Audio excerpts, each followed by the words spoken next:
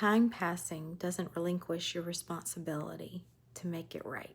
In 2 Samuel, we see a famine taking place, so David inquires of the Lord about the famine. And it turns out that Saul's past sins against the Gibeonites is the root cause for the Israelites' current hunger. These Gibeonites were among those living in the Canaanites, where God had asked them to annihilate them originally when they took over possession. But an interesting turn of events takes place instead. They were not annihilated, and later down the road we see where God's anger was applied to Saul because he actually took it upon himself to create genocide against the Gibeonites. So now they find themselves in the famine, and God lets David know, basically, the Gibeonites didn't need to be at peace with Israel for me to be at peace with Israel as well.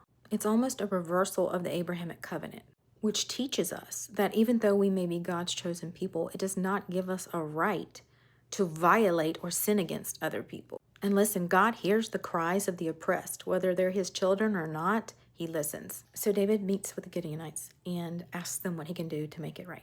The Gibeonites require 7 men of Saul's lineage to be handed over to be hung.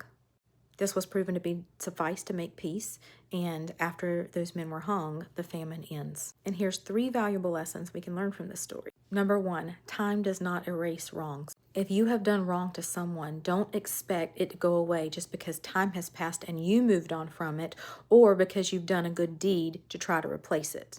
Remember, repentance is required for reconciliation with God as much as it is people. And you may not want to reconcile with that person, but rest assured, as long as you're not reconciled with that person, you're also not reconciled with the Father. And while that person may move on and live their life outside of an apology or repentance, God will remember.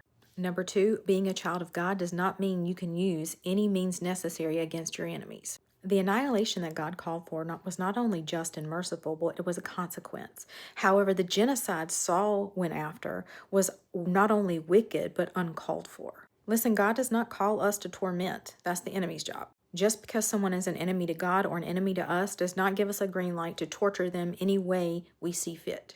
And number 3, we don't get to decide what will make things right with someone we have wronged. If we are truly repentant, and if we are truly taking accountability for the wrong we have done, we will ask the other person what in their eyes will help make this right or justified. And sometimes the apology needs to be just as loud, if not louder, than the original disrespect.